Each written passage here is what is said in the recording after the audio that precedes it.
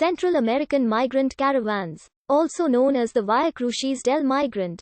But such caravans of migrants began arriving several years earlier, and other unrelated caravans continued to arrive into late 2018.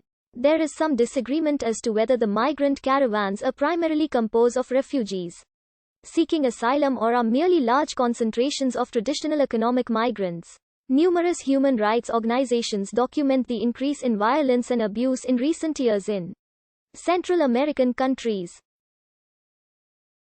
A report by the Geneva Declaration on Armed Violence and Development, cited by Amnesty International, noted that between 2007 and 2012, several Central American countries had the highest average annual female homicide rates in the world.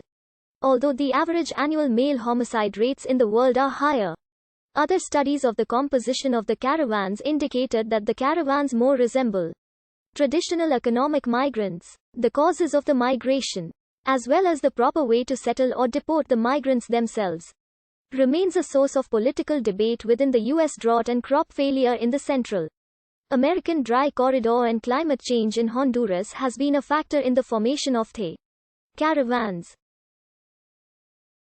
Pueblo Sin Fronteras supported its first Holy Week caravan in 2017.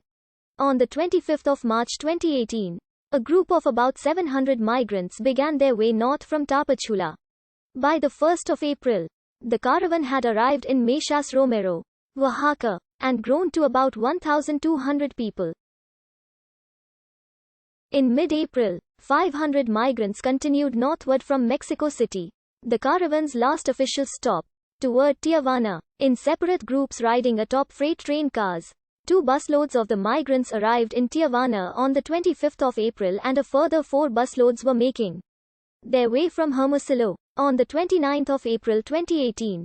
After traveling 2,500 miles across Mexico, the migrants' caravan came to an end at Friendship Park at the Mexico-United States border in Tijuana. More than 150 migrants prepare to seek asylum from United States immigration officials. United States Attorney General Jeff Sessions called the caravan a deliberate attempt to undermine our laws and overwhelm our system. On the 30th of April, Sessions' Justice Department announced criminal charges against 11 people for crossing the border illegally.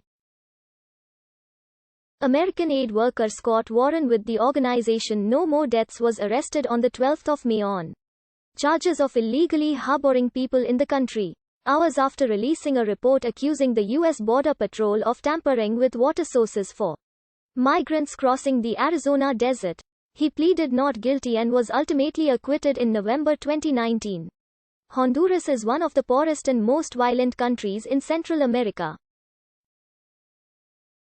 The country experienced a coup d'etat in 2009 and is one of the most unequal countries in the world, while the poverty rate stood at 64.3% in 2018. Drought and crop failure is also one of the causes of emigration. According to the newspaper Le Monde, caught between extreme poverty and ultra-violence, more and more Hondurans are choosing to flee their country, driven by the most extreme despair. An opposition Honduran politician considers that migrants do not run after the American dream. They flee the Honduran nightmare.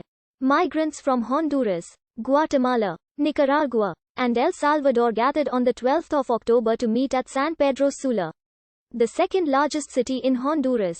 The caravan began the next day, intending to reach the United States to flee from violence, poverty, and political repression.